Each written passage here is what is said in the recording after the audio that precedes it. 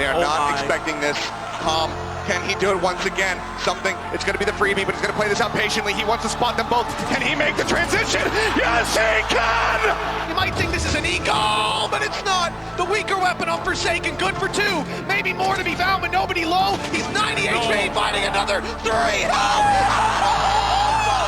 He's going to spot out most of the play and also just takes up. Oh, Makiba's dead. The follow-up as well. This ain't pretty. Doesn't even need to zoom in. Doesn't he? Needs to try to slow things up. Push in. No! Is it collect 2? But now he's all in his lonesome. 1 HP. Certainly impossible, but no! He fights back. It's going to be the slow. Great forward. How does he do it? He is on his feet. The crowd erupts.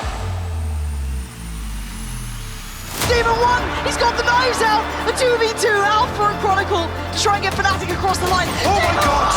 He's trying to save them, but it's Alpha up against Demon now. Oh my God! First trip cleared, the dog went all the way around the pillar. TenZ does it again. Intense on OT, but can they counter? No. TenZ with 4. Wow, now on display. Jordan with the bucket in his hand. He's even dodged the flash. Making sure that nobody can really take in. Adjustments. Right! Jordan! Goodness me! And Kangkang forced to step up to the moment. Dash to avoid. And shots are fired. Kangkang! He's monstrous when he gets going. And he does it. Almost single-handedly.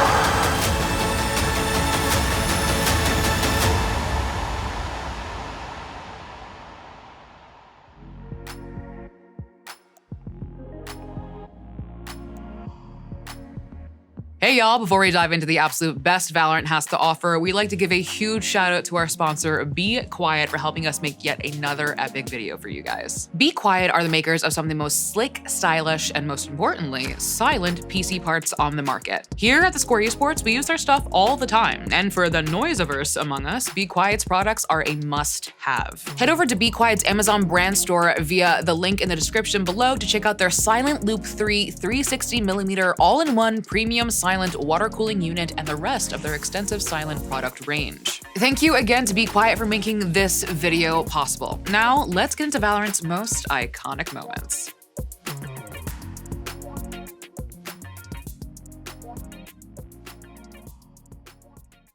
Silver arrow to come out, and he's gonna win this fight. And he does with another headshot. Our first entry is more than just a play. It's a moment that weaved one player's name into the very fabric of the game. The death of North American Counter-Strike brought a sea of players over to Valorant. And among that list of CSGO expatriates was Yassine Sabrosa Taufik, an up-and-coming rifler whose career was plagued by cheating accusations before being cut short due to sponsors leaving the game. We were at Flashpoint in LA with Wardell and FNS, and we were doing pretty well, honestly. But then we heard about this game coming out in a week. I would always tell Wardell, I'd be like, Matt, trust me, this game's gonna be big. We should probably switch. And then eventually the game did come out. We played it, and we actually did quit. Like, we actually fell in love with the game. We thought it was cool, and we committed to it. Within a month, Sabrosa and his team signed with Team Solo Mid, quickly becoming the team to beat in North America. This is looking like it could very well be the conclusion of the Immortals First Light tournament, and there it is! TSM pick up the win. Wow, what a showing from TSM. TSM and Sentinel's rivalry in the early days of Valorant really helped the game grow here in North America. There were tens of thousands of people tuning in to Shroud or Coach Myth's stream just to watch them compete for a couple $1,000s. The stakes weren't very high, but it was a pivotal moment in Valorant's early history. But as foundational as Sentinel's and TSM's rivalry was to the early days of Valorant esports, it was actually against Immortals in the semifinals of the second CLG Blitz Cup that Sabrosa created one of the game's first truly iconic moments. This is gonna be huge. He's gonna spot all of them right now. 1, 2, 3, 4. Oh my God! Looking for the ace right now, and it's about to be peeked out here. Silver arrow to come out, and he's gonna win this fight. And he does with another headshot. That is what? 7 bullets used? It might not look like much by today's standards, but that sneaky ace on Ascent is one of the first standout plays that we saw in Valorant. And it's also the reason why we call that specific spot Sabrosa. How did they call this Sabrosa? When did they ever call that Sabrosa? Well, at the start of the game, I completely destroyed. I actually retired 5 players in that position. Dicey, I retired them going in that position. Oh shit, you disbanded them that team left Valorant after that round.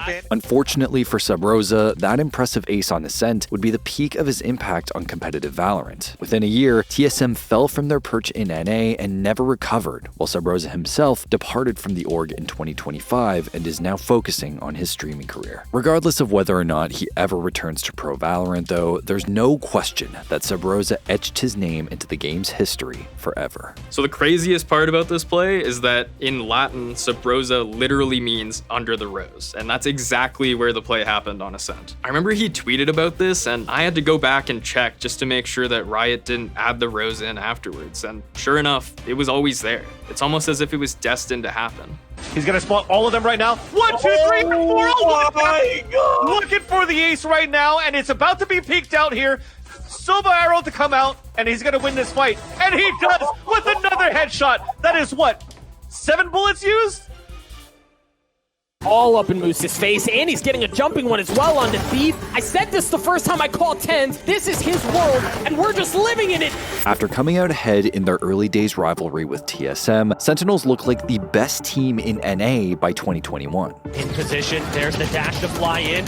First one will be his, but it's not gonna be enough. Sentinels will take the finals of the very first closed qualifier for North American VCT. Their future looked bright, but that promise was overshadowed just 2 days before Valorant's first and only regional Masters event, when Sentinel star player Jay Sinatra 1 was met with serious accusations. On March 9th, Valorant player and ex-Overwatch pro Jay Sinatra 1 was accused of sexual assault and sexual misconduct by his ex-girlfriend. He's since been suspended from Sentinel's Valorant roster while an investigation is carried out and will be unable to play in this weekend's Valorant Masters event. With an investigation underway, Sentinels had just 1 day to find a replacement for Sinatra, so they had to act fast, but fortunately, they had an option in mind. TenZ had recently stepped down from Cloud9 to pursue content creation, and it made a lot of sense. This guy was easily one of the biggest Valorant streamers throughout that entire first year of the game. He was the first player to hit Radiant, and anytime you turned on his stream, you could expect to see something special. But playing ranked on stream is a hell of a lot different than pro play. TenZ had been away for 3 months, and although Sentinels knew that he had the potential to be their new duelist,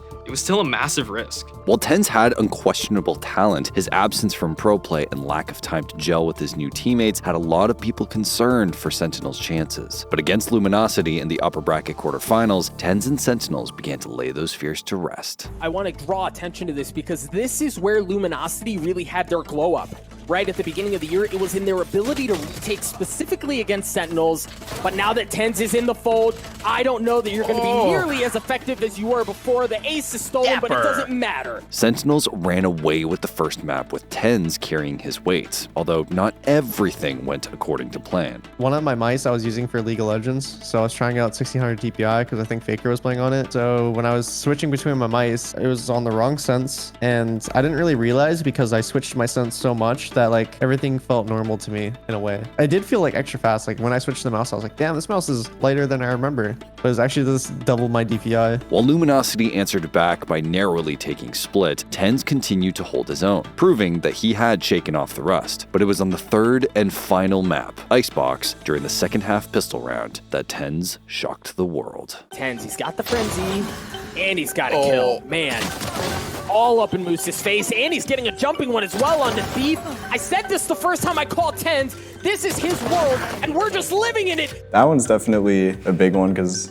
he just joined the team, and it was like a welcome to the big stage moment. Yeah, that's like classic, like doesn't even look like he's trying, just like this game's a joke, this is so easy, nonchalant TenZ right there. I remember that. In his return to pro play with all new teammates and no time to practice, TenZ not only announced that he was back, but that he was better than ever, marking the beginning of something truly special. This map entirely made me really confident for the rest of the event. I left the pro scene and then I didn't play for 3 months, I think it was. was or something like that. And then I come back and I realize that not much has changed. Sentinels went on to beat every other team at the event without dropping a single map, becoming the North American Masters 1 champions. And after going on to win Valorant's first ever international LAN event just a couple months later in Iceland, they had no choice but to offer TenZ a permanent spot on the team. You just found out that you're joining the Sentinels full time. Tell me how you feel about it. It's amazing. I'm at a loss for words.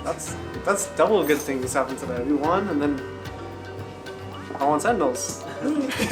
TenZ's acquisition from Cloud9 became one of the biggest contract buyouts in esports history, but it was a move that ultimately paid off, making Sentinels the flag bearers of North American Valorant and TenZ one of the game's biggest superstars. Like, that's legit what I looked up to. Playing Arena, running it down, just gunning everyone down. TenZ really feels like a once-in-a-lifetime type player that has like a drastic impact and a shift in the way the game is played and the way the game is thought about. You think about some of the best to ever do it across any esport, anything, and you kind of have to put TenZ in that conversation. I just have to say, I heckin' love TenZ. I heckin' love TenZ. TenZ's Frenzy 4K serves as both one of the first jaw-dropping moments in early Valorant, and as an iconic debut from one of the best players to ever step onto the game's server. I kind of feel like rather than my play itself, it's more of like the casters' comments on it. Like they kind of made the moment happen. TenZ, he's got the Frenzy, and he's got a kill. Man,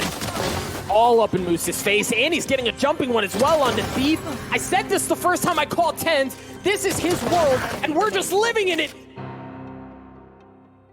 In a 1v2. Oh my god! Lakia brings it back from the depths. Newturn will not go away. Masters Reykjavík 2021 was Valorant's first ever international LAN. The 8 best teams from around the world were in attendance, but all anyone could talk about was NA versus EU, Sentinels versus Fnatic. Heading into the event, nobody knew which region would come out on top. I do think Europe is a bit better. Obviously, the Sentinels have like amazing players individually, but what they do is very predictable compared to Europe. I think that's going to be the biggest difference between these two regions. The team you saw in Masters 1 and the team you saw in regional finals is a different team from the team you'll see here. So, while Sentinels and Fnatic proved that they were the teams to beat, it was the Korean roster Newturn that surprised everyone. Newturn secured their spot at Masters by shocking the Valorant world with an upset win over Vision Strikers, who had previously been on a 102-match win streak. And that win was in large part thanks to their young initiator, Kim Lakia Jungmin. But since Newturn hadn't dominated Korea, nobody knew how they would fare. Korea as a region hadn't established themselves as a dominant force in TAC FPS. Yeah, the Vision Striker guys went on that insane run in the early days of the game, but because Valorant was released during a global pandemic, there were no international LANs, so no one knew how they'd compare to the rest of the world. Despite being surrounded by a lot of questions heading into Masters, Newturn kicked off their event by taking down Sharks Esports, earning them an upper bracket semifinal showdown with version 1. Heading into the match, we thought we were going to destroy them. We didn't even think it was going to be close. We didn't know enough about them we didn't respect them at all, which is okay. Sometimes you shouldn't respect your opponents so much. And initially, version 1's lack of respect looked warranted as they dominated Newturn on Haven. But Newturn's fortunes began to change on Ascent. Instead of getting rolled by version 1, they went blow for blow with them, pushing the match into the dying rounds. And in round 23, when all hope appeared to be lost, Lakia popped off. So much room to work with as they dance around the generator. No, Zelsis comes up big as well and is now Lakia in a 1v2. Oh my god! Lakia brings it back from the depths. 6 feet under. Newturn will not go away. Oh my god! What? Oh my god. No. Rather than waiting out Zelsis' Molly, Lakia took a risk by eating some of the damage before ambushing both V1 players from Heaven. Before they had time to even realize what was happening, they were deleted from the server. When I watched it back, me and Zelsis, we felt physically sick. We were just like, why are we not just keeping our guns out? But at the same time, the guy made the only play he could make to win, and that was to run through the Molotov. If he doesn't do that, he doesn't win the round. That was literally the 1% play and he made it. Lakia's heroics helped New Turn take map 2 and eventually win the series. The Koreans secured a top 3 finish at Masters Reykjavík and proved that Valorant was more than just a battleground to be decided by EU and NA. Lakia's performance throughout the event put him on everyone's radar as one of the best initiators in the game, leading Vision Strikers to re-sign him shortly after. And while he found success hard to come by over the next few years, he bounced back in 2024 with Gen G, when he finally lifted the Pacific region's first ever Masters trophy in Shanghai. But for many Valorant fans, Lakia's heroic performance against version 1 had already written his name into the game's folklore. I do think people that followed Valorant early on and watched like that tournament for sure, they would probably remember that moment as being like an iconic moment. I mean, that was like the reason why Lakia was talked up for so long and being like such a good talent from the Korean side. And I definitely think that moment right there showcased like his skill level. Oh my god, he gets flashed! The team flash! The team flash! Magnum's in the smoke here, TenZ. Oh my god! Magnum's got no HP, not like this! Sentinel's run in Iceland is the stuff of legend. 9 maps, 9 wins. The only undefeated winners in Masters history. Driven by TenZ, who, to this day, still holds the record for Valorant's highest ever individual rating at 1.35. But for one unbelievable moment, it seemed like it was all about to fall apart in the grand finals, as Fnatic pushed Sentinels to their limit. Split and Bind both went to overtime with Sentinels coming out on top. Despite continuing to flounder in the first half of map 3, Fnatic fought their way back into the game, bringing it all the way to a 24th round. But that's when fate intervened. They're running through. Sonar up. Dome was close, they don't know. Oh my god, he gets flashed! The team flash! The team flash! Magnum's in the smoke here, TenZ. Oh my god! Magnum's got no HP, not like this! Sentinels! They're gonna get the defuse! They've done it! Sentinels are the Masters 2 Reykjavík champions! Facing match point on the knife's edge of victory and defeat, an unfortunate team flash from Fnatic's Mystic allowed Sentinels to get a free kill on Doma, helping them retake the site and close out the series. For Fnatic and their fans, it was a tough one to swallow. I think a lot of people forget just how close this grand final was. Yeah, Sentinels won 3-0, but Fnatic was the only team who even came close to taking a map off them. Nobody remembers that Fnatic forced OT on map 1 and 2, and they almost made the comeback on map 3. The real reason that people remember this series is because of Mystic's misplay. Clips like that, I can't even like, I just feel so bad because I put myself in the shoes of the guy that like it went wrong for, like.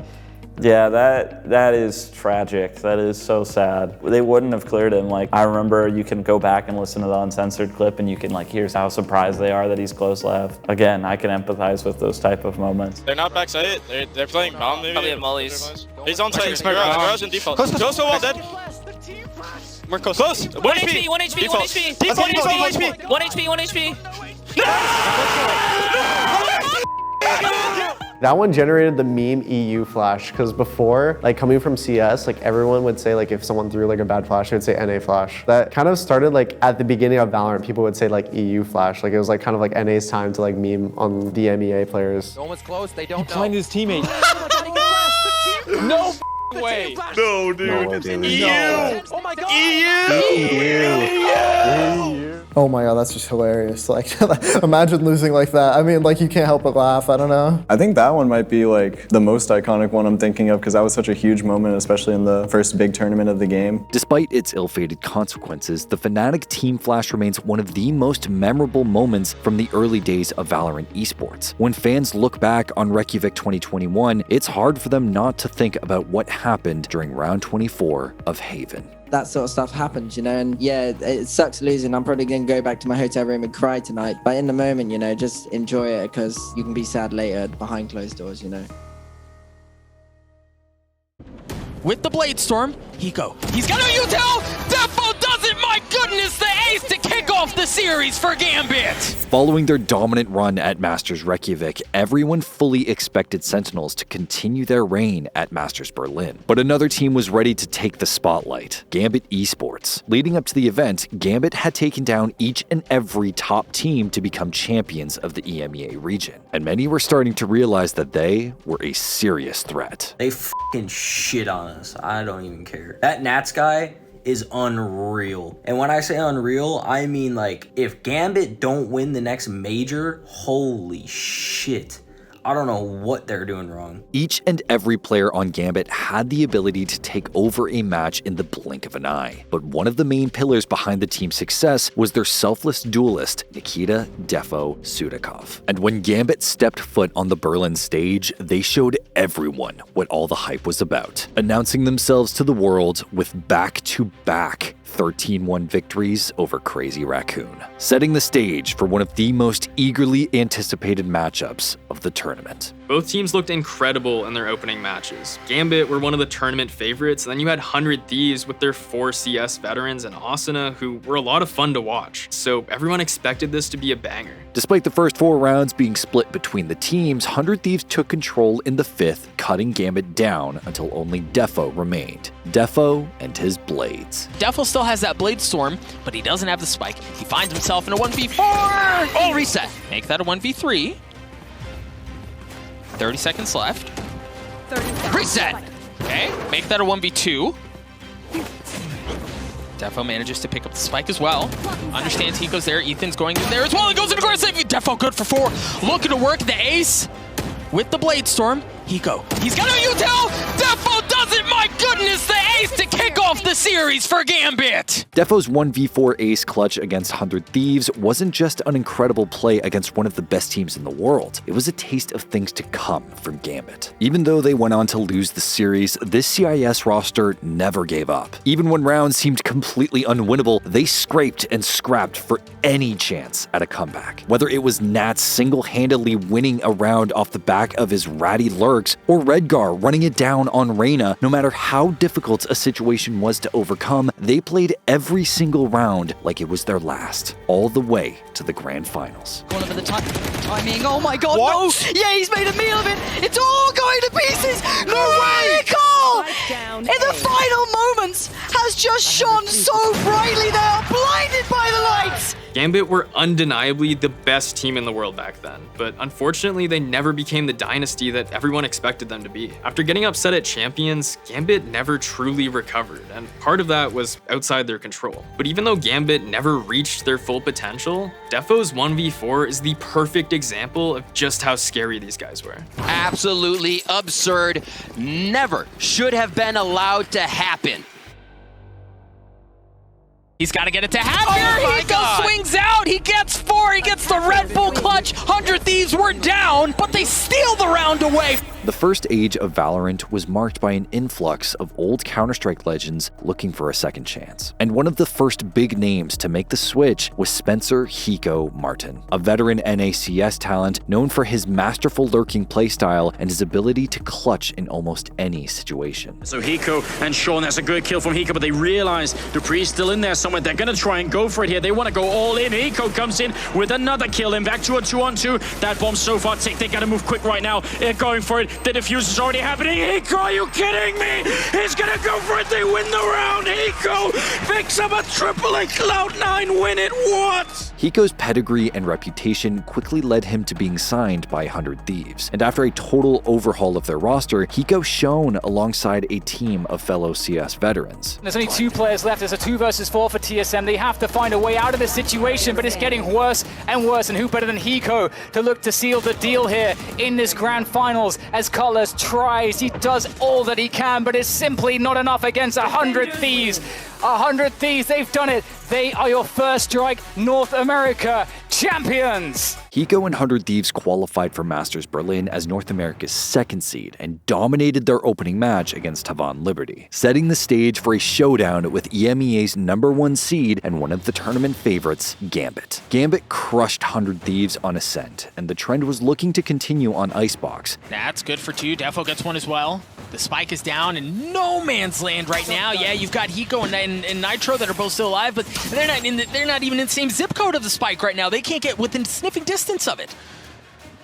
Request a delivery on this one. Oh my Nats. 100 Thieves were down 11-3 after the half. Things were looking hopeless. And yet, round after round, they clawed their way back. Now they're going to recollect. They're going to get a bit more space to work with, but Hiko still has a shock dart. Asuna is able to clean up Redgar. Shados is all that's left. It looks like he's going to get away, save that Vandal, carry it on into the next round. So for 100 Thieves for now, they continue to avoid a loss. And now you've got the remaining members of Gambit who are going to rotate in from middle, right into Nitro's lab. Nitro gets 2, Chronicle trades it out, but that's all he's going to do as Ethan takes care of him. Spike continuing to tick away. Opshot goes just a bit wide. Nitro does have, or excuse me, Hiko does have a shock dart, and there it is, no longer online. Hiko to get one apiece. Ethan cleans the last one up as well. Oh, baby, we're tied at 11. With the series all tied up, 100 Thieves were looking to take the lead and press their advantage. But Gambit was on the warpath, and in the final round of regulation, they cut through each member of 100 Thieves until only Hiko was left standing. Shadows good for one. Hiko trades one out. No, just narrowly not able to get the second. He doesn't pitch again. He's able to get a second one. Hiko, 24 health, running for the fences as Chronicle has plenty of health. Chronicle on the tap. He's got to get Pros don't fake. He's got to get it to Happier. Hiko swings out. He gets 4. He gets the Red Bull clutch. 100 Thieves were down, but they steal the round away from Gambit to push us to map 3. That one brings back memories because I remember playing a ranked game while I was just watching that on the other screen. It was insane. Actually insane. 1v3 for America. Beautiful. I mean, he's a good clutch player. Expected. In what seemed like an unwinnable situation, Hiko clutched up, just like he'd done so many times before, winning a 1v3 against the best team in the world, sealing an unlikely 11-3 comeback. Shadows good for one. Hiko trades one out. Oh, just narrowly not able to get the second. Oh, baby. He's dancing. Hiko, 24 health. Oh, baby. He's in his element right here. He's got it. He's a veteran. He's got it. He's got to get it to Oh, sick. 100 Thieves kept that momentum going and secured the shock upset, taking down Gambit to lock in their spot in playoffs. Although their impressive run eventually did come to an end, 100 Thieves proved that they were one of Valorant's top teams at Masters Berlin. And a huge reason for their success was Hiko. When he played, he was always like the big clutch guy. I would say it's definitely like an early iconic moment. I've always been somebody that performs my best when I'm under pressure. I actually feel like it elevates me. I get in a clutch, whether it's a 1v5 or 1v1 or whatever it might be, and I feel my brain just moving faster. I'm starting to predict what I think the enemies are going to do, and then, you know, as I hear footsteps or as I hear somebody tap the bomb, I'm just kind of piecing together how I'm going to attack the round, so to say. 1人でオールインワン。3人目は。ドリブル切る。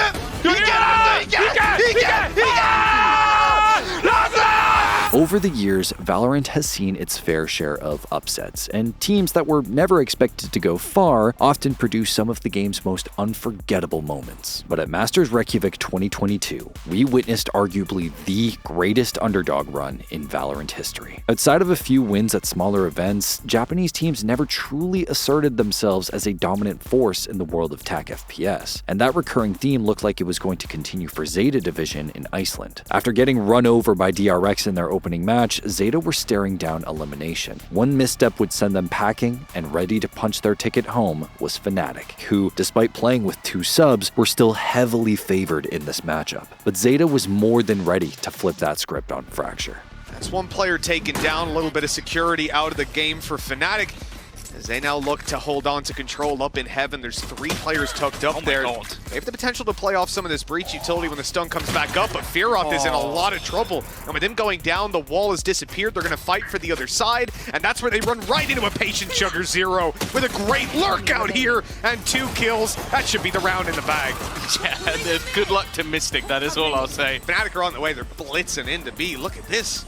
And how is he allowed to do that? And Sugar Zero takes advantage of the chaos for a double. Fnatic are falling apart at the seams here. Zeta completely tearing them to shreds. Doug, you need to eat your words right now. You said they didn't have a fighting chance, and whew, they were popping off there. The Japanese squad shocked everyone by taking map 1 in convincing fashion, forcing Fnatic to hit another gear on map 2. Momentum was starting to slip away from Zeta. They needed to find a path back into the game, and it was Koji, Laz, Ushida who showed them the way. Okay, sure, fragging-wise, Boaster hasn't done much, but it's more just that utility, just removing what they have available. Now, Laz, it's such a dirty angle, and he's already gone. Nothing they can do to trade it, although Mystic was in spot, but then Laz hits the second shot as well. Yeah, this is something that you'll see from Jets in that position, but this guy already found enemies to close it out. Wow! To me, what makes this play iconic is it was a statement. Beyond being an incredible demonstration of skill, this was Laz throwing down the gauntlet to the other regions. It didn't matter how Japan had performed in the past. No, Zeta Division was to be respected and feared. Despite Fnatic's valiant effort to force a third map, Zeta, against all odds, swept them 2-0, marking the first time Japan had won more than just a single map at an international Valorant event. いや、僕自身が初めての世界大会だったので、一番はすごい楽しみなのと、自信はすごいあったんですけど、それが実際どこまで通用するのかっていうのが分かんなかったので。But Zeta's legend didn't end there. Laz and his teammates pushed on, edging out ninjas in pajamas to earn a spot in the playoffs, an achievement that meant everything to them. その当時の感覚としては、やっぱタクティカル FPS っていうジャンルが日本で本当に深刻というか流行ってなかったり、ヨーロッパの進行スピードに全くついていけないのがあって、そうタクティカル FPS として、日本勢が世界大会のプレーオフまで駒を進めれたっていうのは本当に長い間と達成したかったこと、成し遂げたかったことなので、すごい嬉しかったなっていうのと。From there, Zeta's underdog run only became crazier. They took down Liquid and vanquished both DRX and PaperX before running out of steam in the lower finals to the eventual champions Optic Gaming. For a team that nobody expected to even win a single match, Zeta's run in Reykjavík was magical. Laz and his team didn't let their previous losses or their region's reputation define them. It didn't matter that Zeta didn't go all the way in Iceland. Laz's ace was proof that Valorant was truly international, with teams and players who could shine on the biggest stage. まずはこれだけたくさんの方がバロラントに興味を持ってくれて非常に嬉しいなと思っていて、もともと自分たちももちろんなんですけど、日本のプレイヤーというか日本のチームが全体的にその意識的にやっぱりバロラントを盛り上げていこうっていう気持ちがあったんじゃないかなっていうのをすごく感じていて。どこから出てくる敵はリコボルト。ファーストブレイクラズランデブーで帰ってくる。素晴らしい。セカンドラズよく反応した。チューブ抜けもよく見てましたね今。一人でオールインワン。3人目は抜いた。ドリブルキル。いけラズBut Ye still locking down the backside of Yellow. What a headshot. Oh my goodness. 2022 marked the beginning of an entire year of chamber dominance, but no player exemplified just how busted the agent was more than Jacob Ye Whitaker. Oh no! Absolute catastrophe as Ye finds perfect timing with the quarter force and annihilates the entire team. This guy was just better in any 50-50 that you took against him. It felt like it was a 10-90. It felt like you had to pre-fire him to even have a chance. He was so quick and so confident in the way he moved, and a lot of his actions were just super decisive. This guy is basically a big teddy bear, always smiling, laughing, having a good time, but he did not get the nickname El Diablo for nothing. On the server, Ye was a completely different animal. He was untouchable on Chamber and could take over a match in the blink of an eye. He just put a lot of work into being consistent, and he was just kind of the definition of someone that was trying to be the best. He was always putting work into his aim, like always reviewing stuff before a game. He was never like toxic or anything like that, which I feel like a lot of people at that level would have a bit of an ego, but towards us, he was like always really chill and trusted us. So yeah, just really good teammate. Ye's performance brought Optic to the playoffs at Masters Reykjavik, where they met the Guard in a grudge match. The Guard had gotten the better of Optic back home in NA, but in Iceland, it was El Diablo who would have the last laugh. The weaponry isn't good, obviously, as an Hiko being taken by the Guard. Valen did create a lovely opening for them, but Ye still locking down the backside of Yellow. What a headshot. Oh my goodness. This guy is just unleashed. And if Ye is online, the troubling scenario, I think, for the Guard to try and deal with. But Bren, when is Ye not online? It's true. He is just a consistent demon. El Diablo. And he gets the ace in the round. In a jaw-dropping display of skill, Ye ripped through the guard with 4 headhunter shots before ending the round with a bulldog to secure the ace. We really thought they're going to try to like walk up B, farm the orbs, and do like a contact play. Because I remember like the online tournaments, they love this like walk up contact play. So I really just took my time, went to the right, got one, came back to the left, held the angle a little bit, got another, came back over again. They're kind of forced now to rush me down, got like a third. Another one saw me a fourth. And I was really debating on the very last one to use like the headhunter and finish it off because like that would be a really cool moment. But I had a bulldog. I knew Chet would absolutely murder me. And plus like, you know, I just want to secure the round, you know, like make sure the round is clean. This play is the perfect example of just how dominant Ye was on Chamber. Ye was the Chamber meta. But what made this clip even more iconic was the reaction from the Japanese casters. Yay! 始まったか。この武器は危険だ。ヘッドイエーイ！イエーイ！イエーイ！取り入ってますよ。イエーイ！見てる？世界を見てるか？これがアメリカのチェンバーです。Yeah, people linked me it and like just all the different casters' reaction. It was so cool. It felt like an anime, like almost, you know, because like, you know, I watched like, a whole bunch of like anime and stuff like that. It's such a sick commentary. After dismissing the guard, Optic went on to claim ultimate victory in Reykjavik, and later went on to secure top 3 finishes at both Masters Copenhagen and Champions Istanbul. But it's this iconic chamber play that cemented El Diablo's legacy as one of Valorant's most exciting players. He's dropped it! That's the spike! The overheat moment! The positioning! What a blunder! What a whiff! Masters Copenhagen saw the debut of 3 new teams on the international stage, but it was Leviathan and their IGL Francisco King Aravena who truly left their mark. In the first round of the lower bracket, the #1 seeds from North and South America were battling in an insanely close do-or-die map 3 on Haven. Despite heading into the second half with a 9-3 lead, Exet tore Leviathan apart until they tied it up at 11-11. And after BCJ secured a 1v2 clutch to put Exet on series point, Leviathan needed something huge to push into overtime. With no time available to prepare for this crucial round, Leviathan relied on King to come up with the strat on the fly, but in a matter of seconds, that plan quickly unraveled. Right here, fast start, you can see the utility again exchanged, but the money situation not too great for Mel's got the spike! He's all the way in heaven, he's dropped it! That's the spike! The overheat moment! The positioning, what a blunder, what a whiff! If you were watching this match, then it felt like the game was completely over. Lev were going home and Exet were moving on. That's end of story. Bro, the bomb is down heaven! The bomb is down heaven! The first thing that came to my mind, and I'm gonna be full honest, I was also full honest back then, I said, we lost. This is where it ends, like, GG's, wrap it up. So the only thing that came to my mind, the only way we can actually win is like retrieve the spike and just plant the bomb. Otherwise, we're just What a whiff! It's match point for the way! You've got to be kidding me! They do! He does the 4 damage!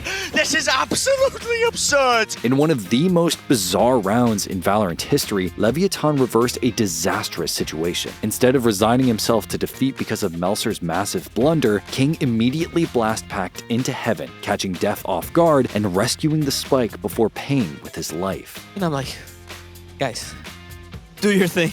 I did mine. I did God's work. It's your turn, guys. But King's heroic sacrifice would not be in vain. Leviathan overcame the remaining 3v4 to win the round, pushing Haven to overtime where they refused to be denied. Leviathan are clutch gods. They're also making major mistakes, but then they're still able to recover it. The tournament life of Exet could come down to a spam battle. Literally just straight down C-long. Bit of a tap onto the spider utility, now just starting to come through. The horn has to be dealt with already. The kills are flooding one way, this way, that way, pushing through the smoke, but a nade is in play. Def, he sticks him, but he's down. It's all up to second and Aaron, and there's just not enough time. It's come down to this.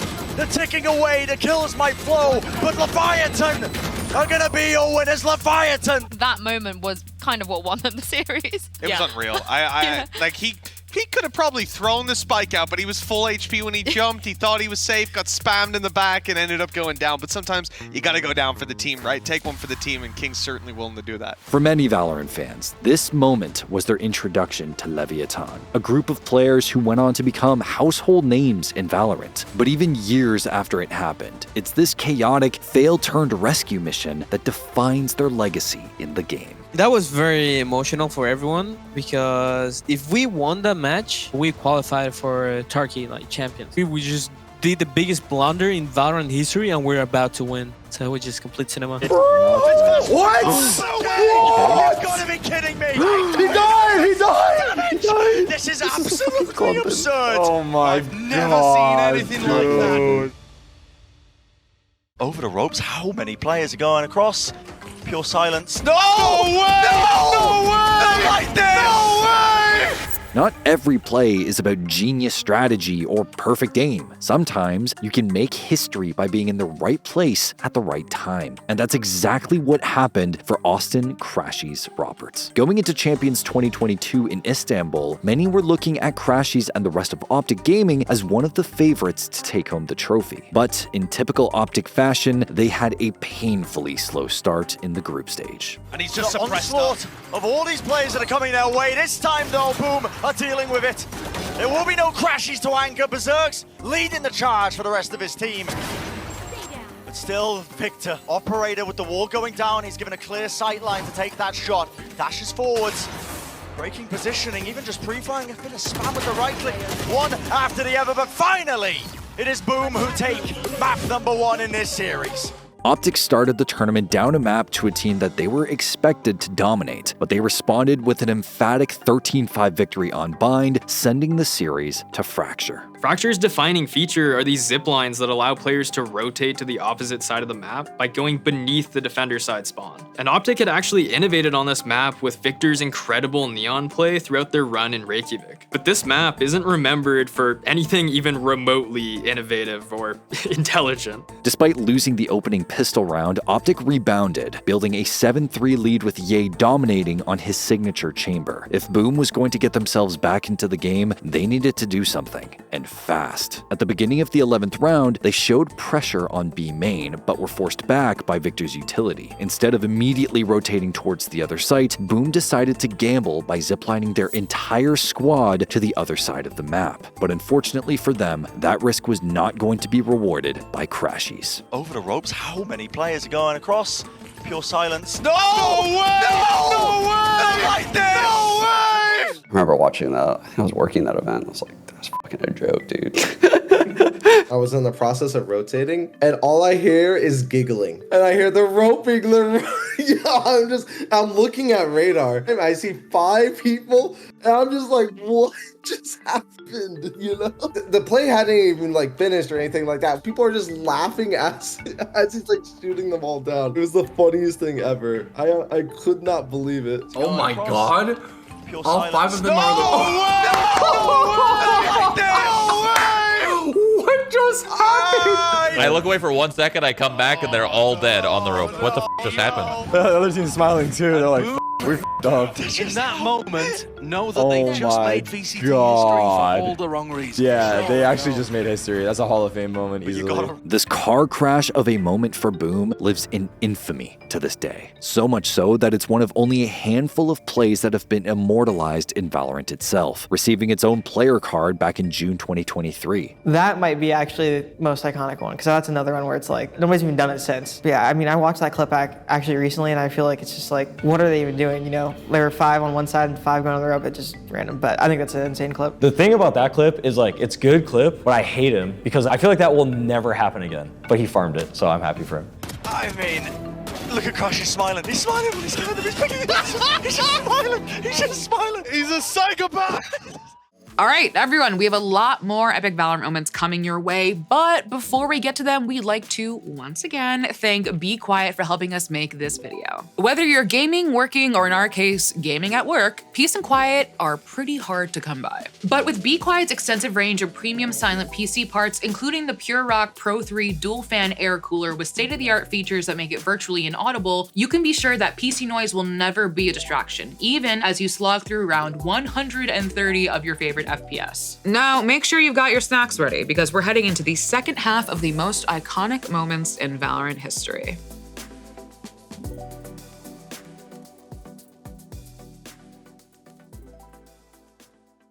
That's one of the best clutches I have ever seen! You have got to be kidding me. Ever!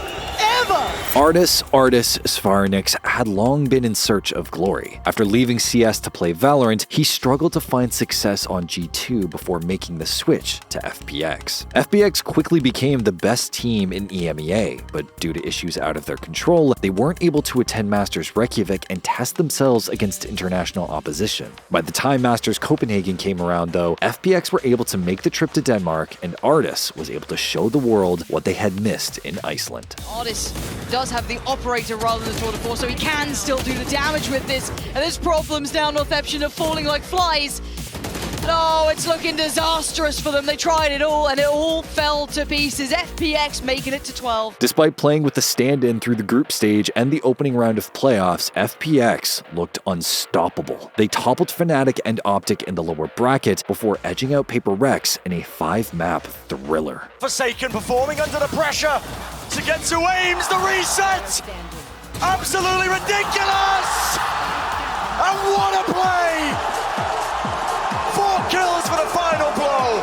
Artis was a huge part of the team's success in Copenhagen, and that continued with their run at Champions Istanbul, where he consistently led the charge and often topped the scoreboard. But it was during map 1 of their upper bracket quarterfinal against DRX that Artis pulled off something nobody saw coming. This was a very tense map. DRX were actually up 12-8 before FPX turned things around and forced overtime. But in round 25, shit really hit the fan.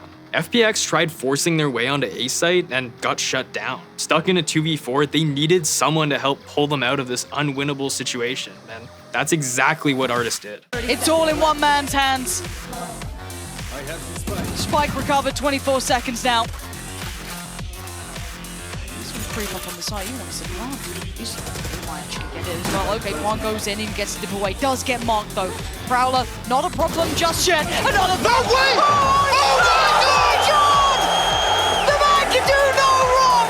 Prowler, not a problem just yet. Another. No way. What the f***? There's no f***ing way.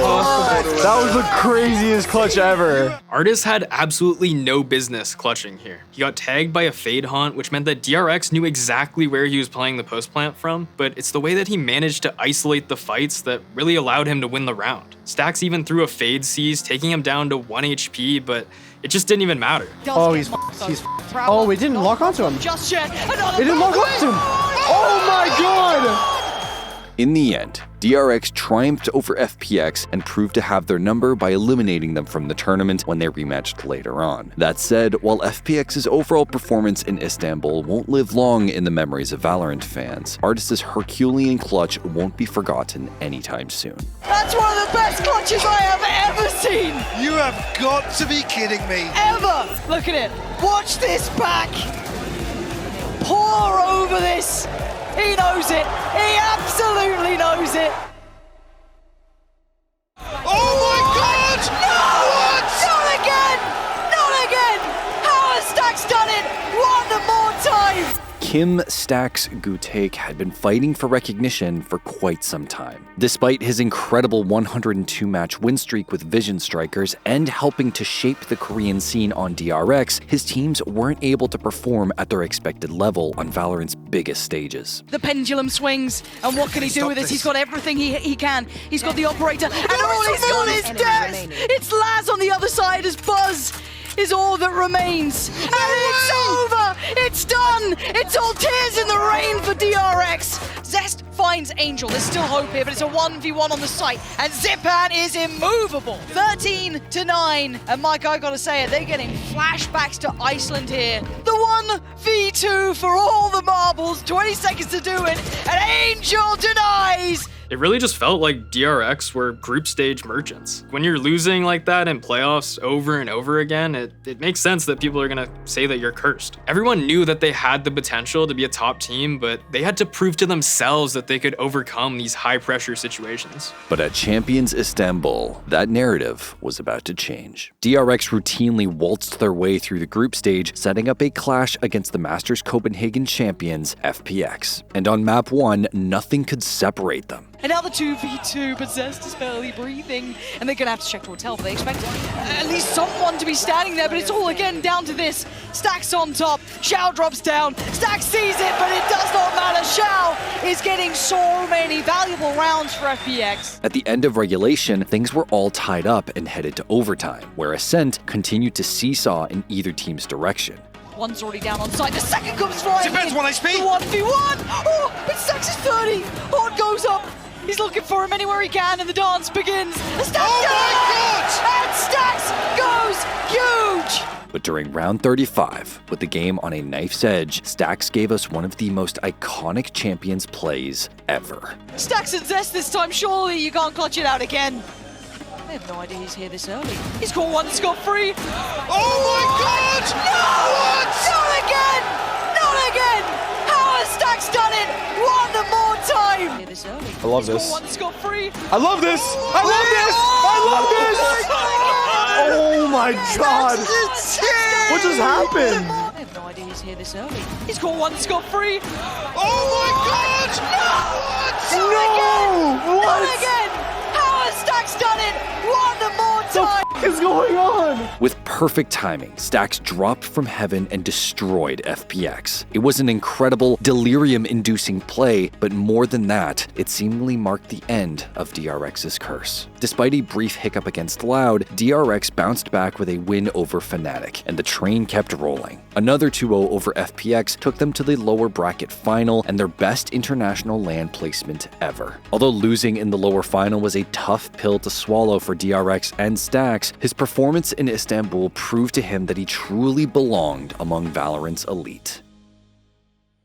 The rest of the team is on the way through caves, and just so well, punishing it. Oh! Can you believe it? The debate over Valorant's greatest player has always been highly contentious. There is no shortage of stars who, at various moments in the game's history, were considered the best in the world. But after 5 years, many people still reserve that title for Eric Aspas Santos. Aspas has built a reputation for his mechanical prowess and his ability to take over a match, no matter what's thrown at him. Trying to keep the res close to Oxy because he has his Bladestorm. He dies. They could still res him here. They used their 100 Sphere to try to stop them. But Aspas is pushing towards the spawn. Long range battle. Headshot onto Zeppa. The Thunderer. The uptrap. And the I-by power ace. Then on to Rooney. Over the course of 2022, Aspas and Loud were making waves in competitive Valorant. But there was one familiar foe that they kept running up against at every single event. Optic Gaming. Loud versus Optic was basically the El Clasico of Valorant. Every time these two teams met, they pushed each other to their limits.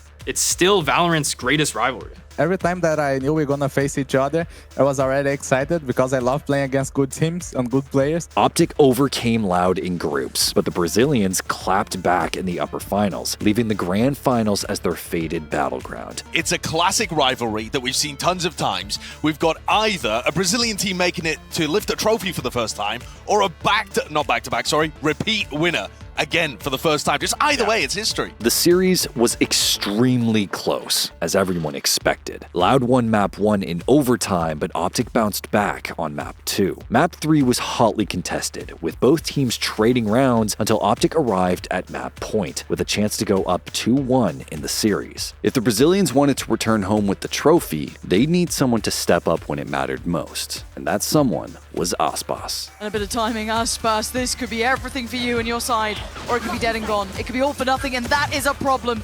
Now you're surrounded, you don't know how much danger you're in. You just saw it. Aspas has to run. Gets to keep his life, 87 HP, and he's still standing. And he's gone back for more! He's got mobbed! That's a spike now seen as well. So telling at this time. The rest of the team is on the way through caves, and just so well, punishing it. Oh! Can you believe it?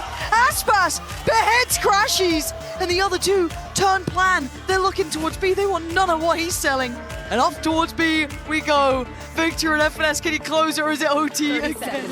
Les, the angle is gorgeous. The kill towards Victor. The follow-up is there. It's deserved at this point. It's going OT. Despite looking down the barrel of a map lost to his greatest rivals, Aspas' confidence never wavered. While most players would likely retreat and give themselves space to breathe and readjust, Aspas took the fight to Optic. So telling if he picks this, yeah, he gets him. What? So well. No!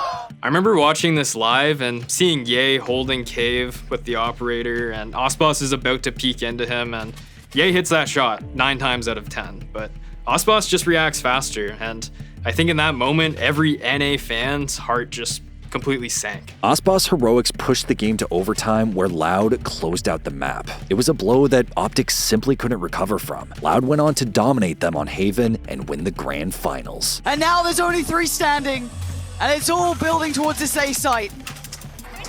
They've got so much utility to work with again. Bagola and Aspas have both found one. It's all on one. The last man standing, FNS. And after so much time, so many years of heartbreak at the hands of Optic, Loud beat them in the best possible way.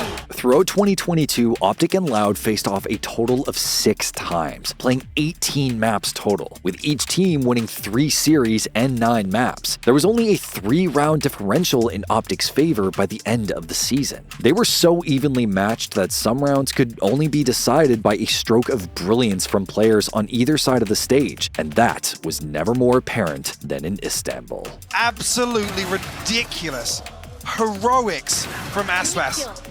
Another outrageous Bladestorm. How? How does he do it? Jet Force, it's all down to Alpha here. Noise everywhere, the double swing! Spray down! Emir Alfayir Bader had been an unstoppable force for Fnatic since his debut midway through the 2022 season. After faltering at Champions Istanbul, they were looking for redemption at Lock-In, where they'd get another shot at the best teams in the world. By 2023, Fnatic had attended every single international event except for one, but they had nothing to show for it. Every time they went to a LAN, they just kind of choked. So at Lock-In, they wanted to put an end to that reputation. But the tournament single elimination format meant that every match was do or die. One bad day and your tournament dreams could be over. For many players, that kind of pressure can be crushing, but Alfayir seemed to thrive under it. Note here, 3v3, Fnatic have lost 2 members, but no rifles have been picked up on the side of Na'Vi. They do not have an advantage on guns. They haven't been able to equalize the round. Alfayir takes care of 1, the second served up on a silver platter, and the 4th to boot. Alfayir cleans up the round almost by himself. Fnatic dominated their way to the grand finals. They took down each and every team they faced without dropping a single map. But awaiting them in the final was Loud, the defending world champions. It was an incredible matchup on paper, featuring 2 of the best rosters in the world, but nobody could have expected just how close it was going to be. Fnatic got off to a hot start, claiming map 1 and 2, but Loud fought back, winning Split and Lotus to take things to a 5th and final map, Icebox. Something historic is bound to occur. You either get the back-to-back winners in front of the home crowd, pulling off the first reverse sweep in VCT history, or you get Fnatic defying the choking narrative, hoisting their trophy, and Chronicle becoming the most decorated player that we have in the game. With the Brazilian crowd cheering them on, Loud's momentum was starting to suffocate Fnatic. They were winning round after round, and after losing the second half pistol and anti-eco, it looked like Fnatic was going to be reverse swept, adding another chapter to their choker narrative. I was feeling stressed and I was feeling sad in the same time because that's the match we wanted to win, and it was 2-0, we were looking good and they come back, and I was just thinking how I'm gonna sleep tonight actually. Like when it's 11-3, I didn't know how I'm gonna sleep tonight. They are down 3-11. At that point, any other team looks at that exact situation and they think, it's wraps, go next. There's virtually no way that they can make this work. They'd have to play absolutely perfect. After calling a timeout at 11-3 down, Fnatic began to claw their way back into the game. With each round won, the once booming Brazilian crowd was getting quieter and quieter. What an insane shift in this series. Fnatic are in the driver's seat. Thought it wasn't possible, yet here we are. Fnatic silencing the doubters. From the brink of embarrassing defeat, Fnatic fought their way back into the map until it all came down to one crucial round. At first it looked like Loud might have finally found a way to stop the bleeding to create a 2v2 scenario, but with their tournament lives on the line, Alphayear stepped up to keep Fnatic's dream alive. Aspas hunting for information, hunting for a glimpse, a glimmer. Anything to make this doable. A tap on the spike, Aspas! Jet Force, it's all down to Alphayear. Noise everywhere, the double swing! Spray down! Definitely, I don't have any sound because the crowd is too many people and they have something in their hand and just screaming and putting that thing. So I didn't hear anything. I was like in yellow. I was feeling full stress because I didn't know what to do at the time. And I heard updraft dash and I thought Aspas is in top yellow. I was checking top yellow and I was running left. Then I just hold right. They pick in the same time. It was kind of luck because I didn't mean to kill both of them and just both of them. Thanks for luck next to me. Anna and I, we were ready to go up on stage to congratulate the winning team as we do every time. And we got called up and it was probably like 8 rounds to Cloud, 8 or 9. And then we went up there and we got mic, we were ready to go up on stage. And we just stood there and we saw round after round. You could see the smiles in the crowd turning into like somber, you know, people are like just not believing that it was happening. Yeah, and we just stood there for half an hour and it was insane. I had my hands on my head, I'm pretty sure. Like that play was ridiculous. I was a really big Fnatic fan, so that was like super exciting for me as well. Come on, Alpha! Come on, Alpha! Noise everywhere. Oh my god! After sparing Fnatic's blushes to force overtime, Alphayear's heroics spurred his teammates on to close out the series. With one player left to go, Fnatic have essentially got this one all tied up. 1 round away, and the fight is over. 14-12, denying the reverse sweep. Fnatic, they pull off the impossible. Alphayear made history that day. Fnatic broke their choking curse and pulled off the greatest Valorant comeback of all time. I was feeling full happy. Like everyone was saying in the team before we lift the trophy, guys, we made history. Even after 10 years, they're gonna remember that we made history. You have to be proud of yourself. And we were just having fun. I forgot everything at the moment. I was just full happy. Fnatic's resilience and composure ultimately allowed them to become the first team to ever lift consecutive international trophies later that year in Tokyo. But that might never have happened if Alpha hadn't kept his cool on Icebox. Oh my god! This guy is out of this world! El Diablo's dead, there's new king of hell! Max Demon 1 Mazanov is one of the unlikeliest heroes in Valorant's competitive history. In early 2023, evil geniuses were the laughingstock of VCT Americas. Their head coach Potter was under pressure, with some members of the community calling for her to get fired. But instead of giving up, she decided to gamble. She risked EG's entire season by dropping BCJ in favor of bringing in Demon 1, a kid that nobody had ever heard of. It was an outrageous move, for sure, but we were kind of cornered. We had no choice. Kickoff did not go as planned, and there were some internal issues going on within the team that sped up that process, and I'm not one to make roster changes. I'm definitely the type of person to just make it work no matter what. So it was a tough choice, but I felt like I had to do it. My conversations with Andrew at the time was, this kid is gonna be on the starting roster before the end of the year. He's just too good not to be. But despite Potter's unshakable optimism, it seemed like she made a grave mistake betting the house on Demon 1. To deny the humility. He's got to win it out now, but so difficult, so damn hard, and it's the 13-0. Although Demon 1 had been thrown into the chaos of EG's season and initially struggled, as the weeks passed, the talented young rookie began farming VCT pros, and everyone started to realize what Potter saw in him. Falling good from Ethan. Shots better from DG. Oh my gosh! What was that? How? One enemy. He's not done, man. Oh, he's gone right by them. Oh my goodness, he just team flashed himself. It's all a setup. It's all a setup for the Blades. There it is!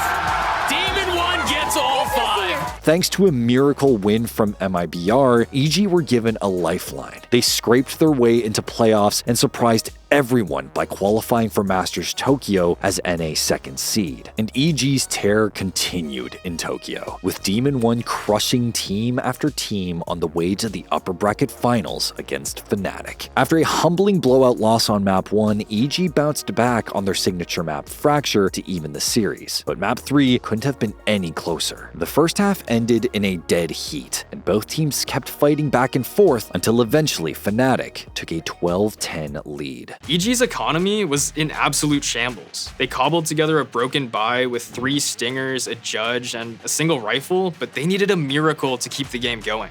And if anyone could do it, it was Demon 1. He's still on the site, mostly to get back towards you. Back corner, Ethan's gonna trade out Leo. It ain't over yet, but maybe Chronicle, maybe not. Maybe it's Demon 1. He's got the knives out. A 2v2, Alpha and Chronicle to try and get Fnatic across the line. Oh my God! He's trying to save them, but it's Alpha up against Demon now.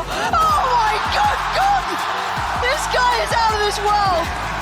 El Diablo's dead, there's new king of hell. That play was sick. I think that's when people realize, like, damn, this guy's like actually insane. That was insane. Bro's 1v2ing, 1 HP against like the best players in the world, like crazy. Demon 1 was very fresh, so even small things like just ripping your ult, your knives, to secure the round was something that was kind of foreign to him when he joined the team, because in ranked, you don't do that. In ranked, you use your knives when you're broke, when you don't have money. So it's a bit of a different approach, but yeah, in that moment I knew we don't need to overcook with this kid. Yeah, I know that EG went on to lose the map, but this was the moment that everyone realized that Demon 1 was for real. His aim, his composure, his confidence to go for the one tap when the entire match is on the line. Everything about this play, down to the caster call from TenZ, was just perfect. This guy is out of this world!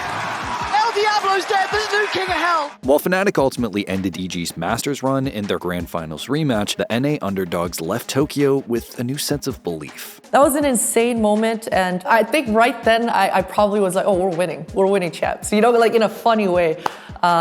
We're gonna win everything. Demon 1's Bladestorm might not have been the exact instant that EG won champions, but it was the jaw-dropping moment that proved Potter's gamble had unquestionably paid off. It's obviously insane. I think that he's like last year just obviously the best player mechanically. I think you can pick any clip out that he had last year and you can argue it's like almost iconic. You know, his mechanics were far past anybody else. Not enough time to go for the plan. He's swinging around the corner, and he manages to get it done! Someone, the shorty, doesn't find him!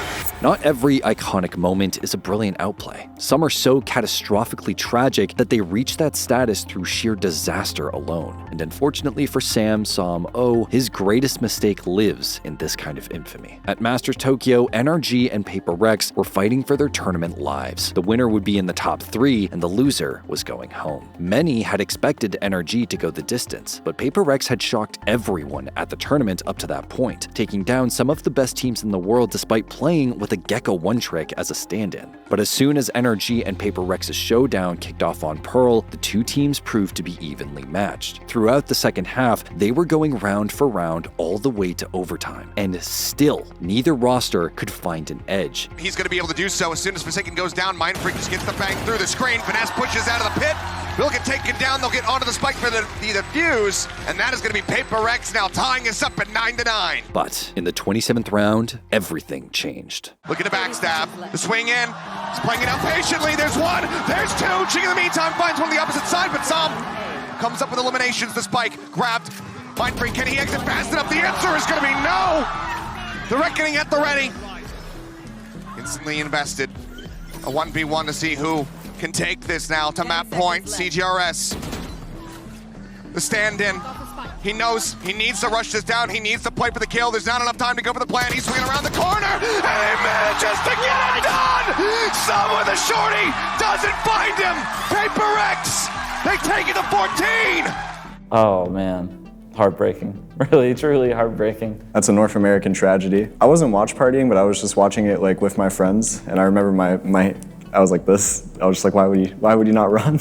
Maybe the stress was getting to him, or the crowd, or whatever it is, but yeah, no, I think that's heartbreaking. If just one of his shorty shots had actually connected, NRG would have won the round and maybe gone on to close out the map. And the weight of that wasn't lost on Som. In my head, what I was thinking at that moment was that he would grab bomb and then he would have enough time to go back to site and plant. So I decided to stay because that's what I thought he was going to do. He was going to grab bomb and run back to site. And then if he did that, I would just chase after him and then get him off to plant and then win. But he just decided to just run forward, and then just me missing my shots doesn't really help. But honestly, like the way he came out of the cove was insane. Like he came out diagonally. So I mean, I just well played him. Som's tragic whiffs proved to be costly for NRG. The map slipped through their fingers and the series went with it. To this day, NA fans everywhere still wonder what could have been if round 27 on Pearl had played out just a little bit differently. It's so hard because, like, you know, you're watching it and when you see the bird's eye view, you know, you just like run, but like it's so hard in the moment. And it's also a thing where it's like Som is like an inspiring person for a lot, I think all the NA players, like a lot of people look up to him or like are friends with him. So like seeing someone like that go through that is like so sad. That's just tragic.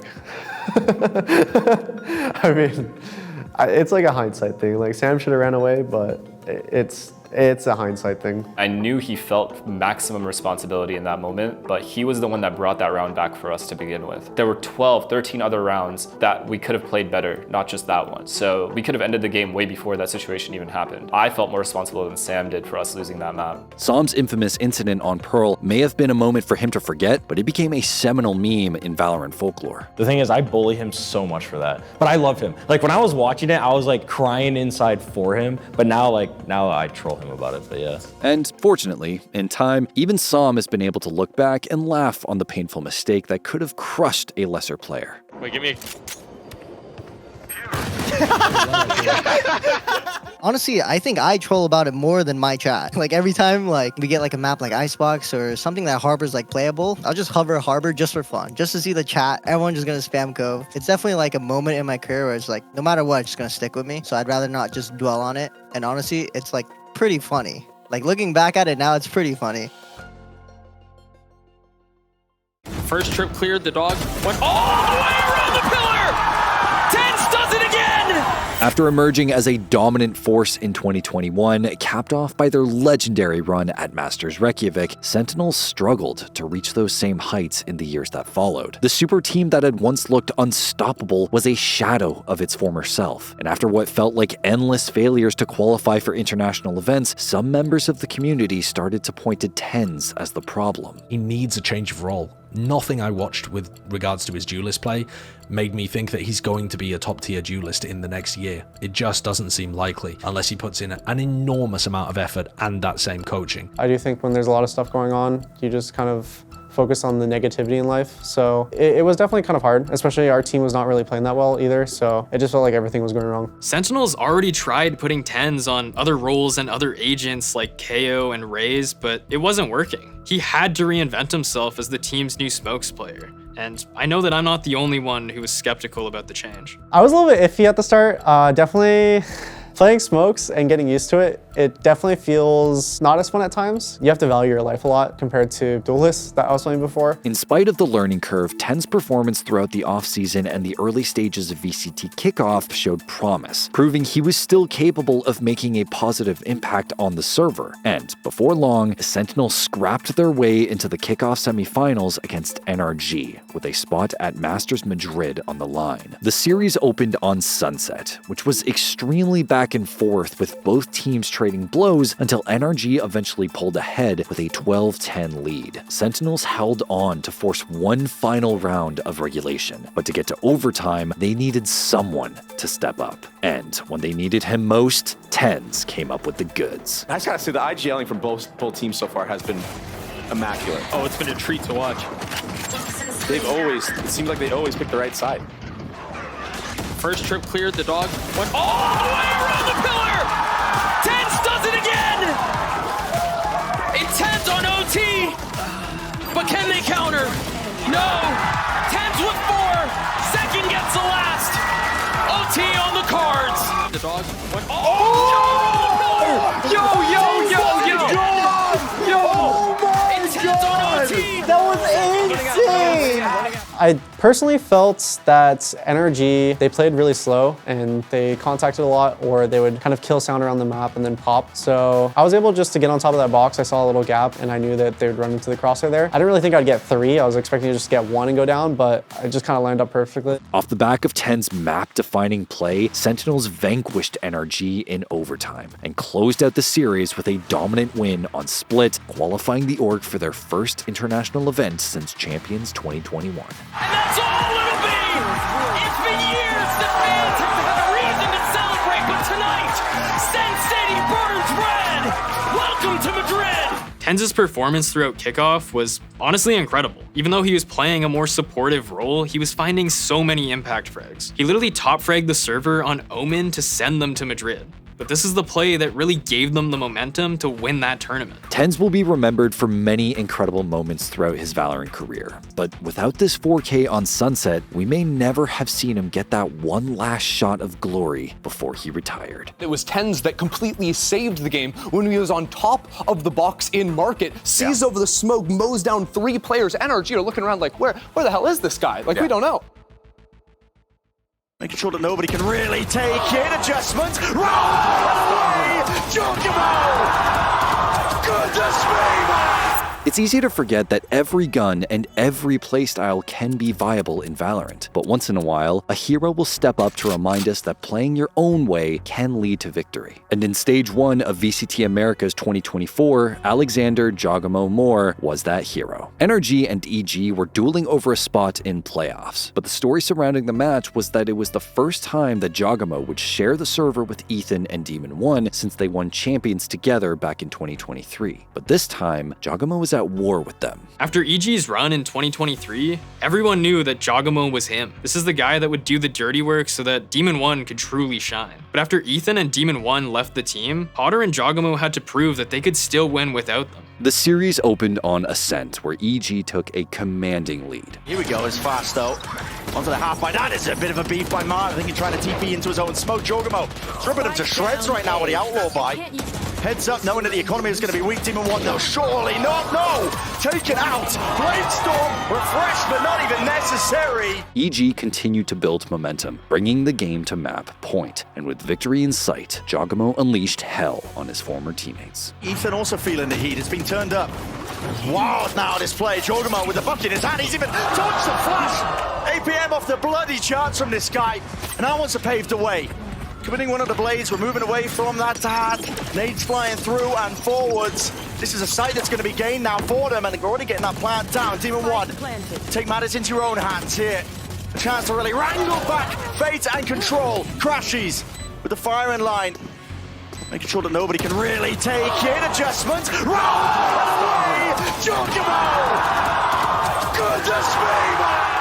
So I remember entering, and I kind of know how Ethan plays. I kind of like expected his route, which is to run a back door and throw an underhand, because jets can be very oppressive. So having a jet like rush you, if you dash normally, you'll get underhand flash. But since I was updrafted in the air, I dodged the flash, I heard the flash, and I got the bucky him. And then from there, there was a play that Potter told me. She's like, just sit Jen and you'll ace one day. And it's been like 2-3 years since she told me that. So I sat Jen, I let my teammates play. And then I don't know why Marv ran at me, but Marv ran at me. I instantly looked for D1, and then Crashy's having with an Odin, which means he's gonna be stationary. So I already got the one tap on him, and then I think it was Victor. Super late to the door, so I already knew how to win the round. The Superman threw a smoke for A main, and I got like the best coverage while the smoke was fading at the same time. The way that he turns the flash and then just one pumps Ethan, it's ridiculous. It's like something out of Fortnite, but it's Jogamo showing Ethan that he can read him like a book.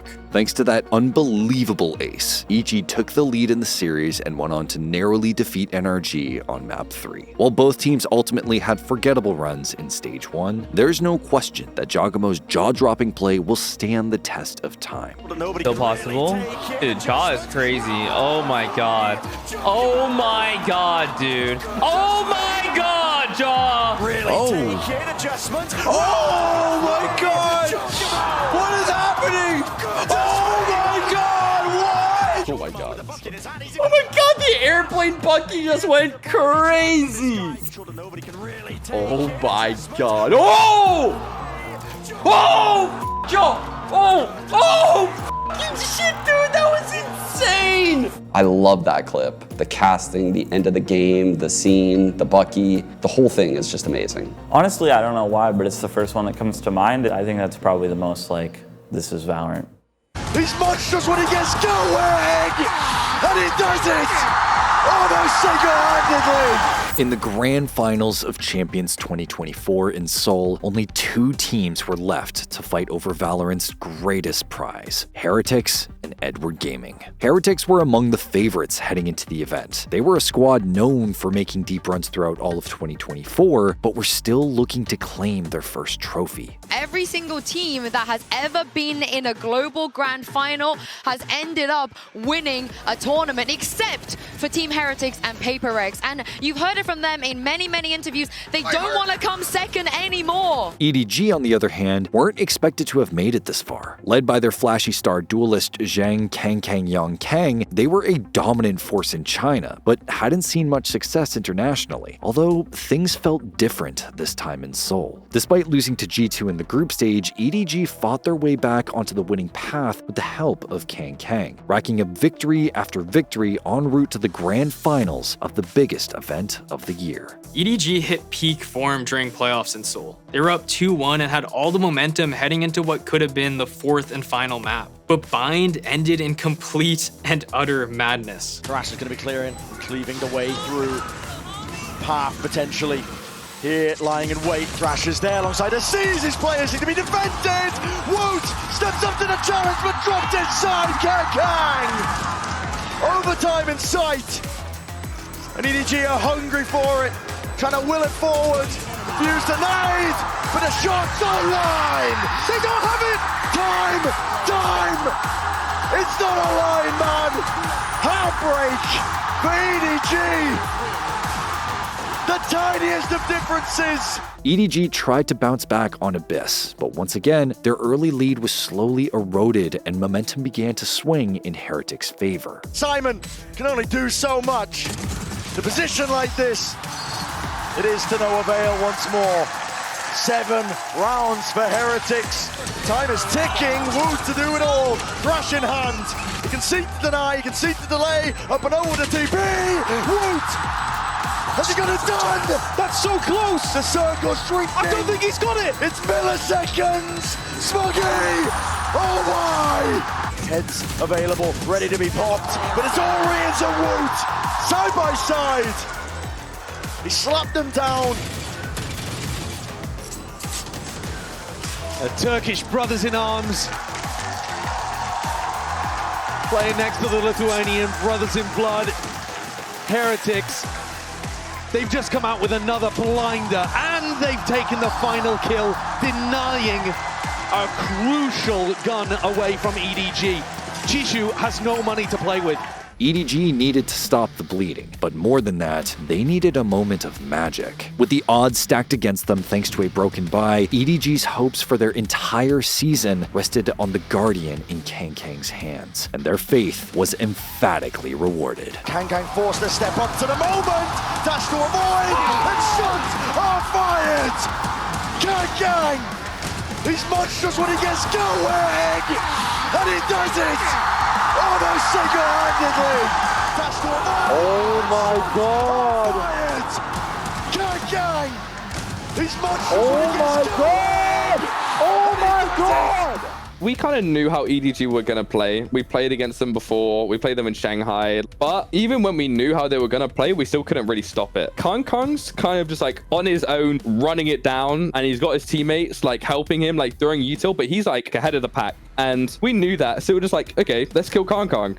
And they're dead. You know, they can't do anything. But that was the problem. We couldn't kill Kang. I watched that one live on Kaide's stream, and I actually think I said before the play, like, there's no way, like, they win this round, I think. Because they were on low buy, and Kang was the only one that had a hero Guardian. And he got 2 at the start, dashed away, and then got 2 more at, like, the window. Like, that was just ridiculous. Off the back of Kang's incredible Guardian 4K on Abyss, EDG halted Heretics' comeback and marched on to claim China's first ever international trophy in Valorant. It's vindicating, it's validating.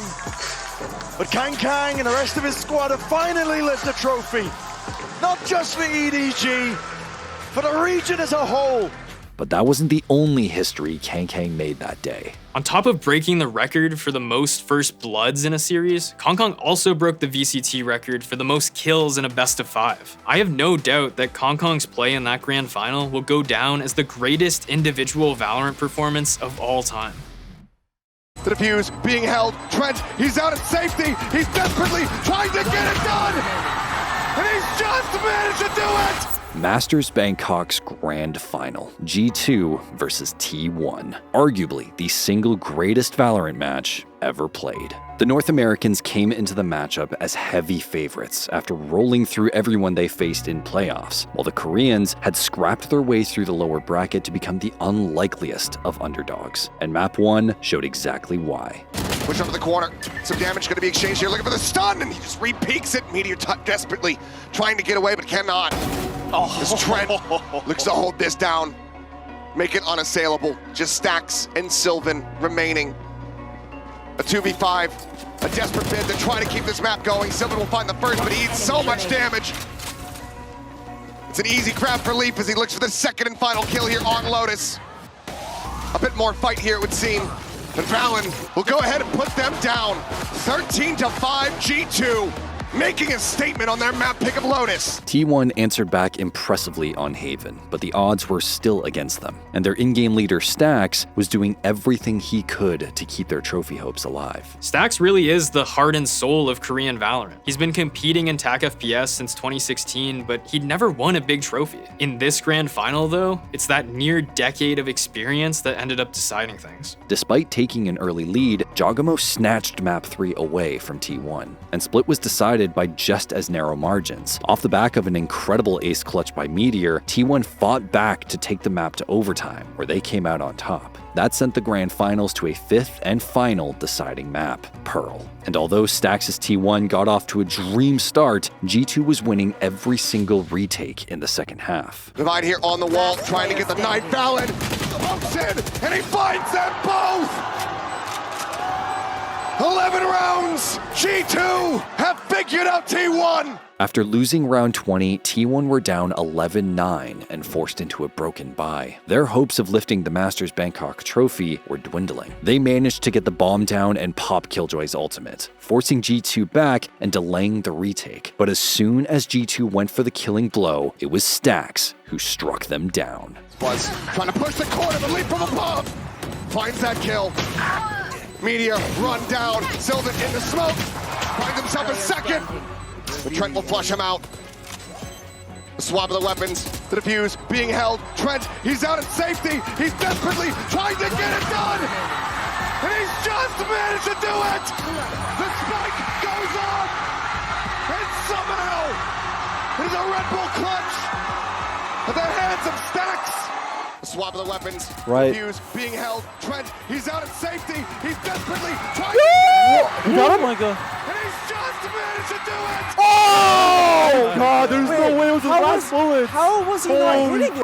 Trent started the defuse somewhat shielded by the wall on site, but because of where the spike was planted and where Stacks was playing the post plant from, he was able to see the tiniest sliver of his leg, allowing him to wallbang Trent just in time to stop the defuse. Stacks' outstanding clutch was enough to give T1 a lifeline, and even though they lost the following round, they held off for 2 more to send the final map into overtime. And with the momentum now on their side, T1 didn't let their foot off the gas. It's Valen on the opposite side. Izu down to 6 HP, but still swinging, still finding value. As Meteor finds Trent. A 4v2, a 4v1. Jogamo, the one champion on this stage, asked to do it all. The lockdown in play. No hope in hell. For Buzz and Stacks, this win meant everything. After years and years of failure on the international stage, they finally had their trophy coming out on top in one of the most dramatic grand finals in Valorant history. There's so much that you and Buzz have gone through, like in these past years of like trying to break this curse. What do you think DRX is thinking right now? Hey. I'm sorry. I'm rage baiting. That wasn't on. I think DRX kind of liberating now. Yeah. Stack's heroic play might not have been the round that won the tournament, but it was the moment that gave T1 belief that they could come back. And sometimes a little belief is all you need. Up until this point, I thought that there was no way that G2 would let this game slip away, but Stax' clutch gave T1 the lifeline that they needed to make the comeback. There was literally only one way for him to win this round, and he did it. And that's what people love about Valorant. It's never over until it's over. Over the past 5 years, Valorant has touched millions of lives. It arrived during a time of isolation and brought us all together. Watch this! It defied the killjoys and the misanthropists, and it dared to become something truly remarkable. A haven for the forgotten. Scream in that backside, like you said. There's the pings, he knows what's coming. It should be easily set up. Oh, the flash! He still turns and hits the headshot! My God, Scream is absolutely unbelievable! A home for fractured dreams, and an ascent to superstardom. More anchoring towards A. And that's just because CNED is getting so much success with this operator. Can make it far with the... Come on! It's taken the best players around the world from the comfort of their bedrooms to the blinding lights of the biggest stages, creating memories that can't be forgotten. He thought he'd given his team a free pass in towards the A site. Instead, he sent them to their death. We thought Nats had snuffed by Mixwell. It turns out it was the other way around. He's about to run to site reloading, and Mixwell completely whips Nats. Really punches it out. This is absolutely ridiculous. Regardless of the odds stacked against it, Valorant has become an intricate international tapestry collectively woven by the vibrant who adore it. From its larger-than-life personalities, if you can't be remembered as like the best team, you might as well be remembered as the funniest, right? to its most fearless competitors. The haters, respect my f***ing name. I'm the best player in this game. To those who refuse to give up, no matter how many times they fell apart. Everything on the line for it. Chosen! You gotta stick it, Chosen Sprain! Sprain tonight! No way! Off of it all! He's the hero in this scenario! Yeah! We're going! Yes! Has no idea! Disguise Toast has made it! Oh, you guys. Valorant has given us frustrating headaches and gut-wrenching heartbreaks that shook us to our core. It's given us reasons to laugh. The flank's so good here. Does he decide to go for this now? Delete the game. Delete the game. Delete the game. Help sewers! Help! Help sewers! Valen is the GOAT. Valen my throat, okay? Wonderful! Get out of my way! There's no time on the defuse, Lauren! You f***ing melons! And it's given us reasons to stand up and shout. They can't be stopped right now. They can't be stopped. They got Shroud! They got Shroud! They have Shroud! They have Shroud! But more importantly, it's given us something to look forward to together. And this is just the beginning. Sobs, there it is. There's a snake bite. Can he stop this? Is the snake bite going to be enough? It is going to deny this one for now. And there goes the flashing. He's going to... Oh! He's done it, Sobs! He's pulled it out of the bag out of nothing! Vitality still come in with That's four the entire rifles setup. to play with. You're at least going to be able to add a little bit extra. He has faked it. Durka has faked it. One straight through! Behind enemy lines! They're trying to draw someone out here. Gonna play off this. Oh, she's so clever! Oh, it's all too easy! Satchel out. Satchel out.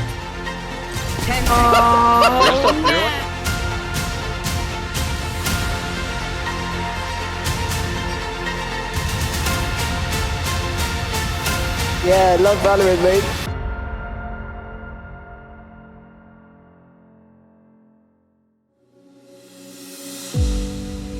I'm swallowed in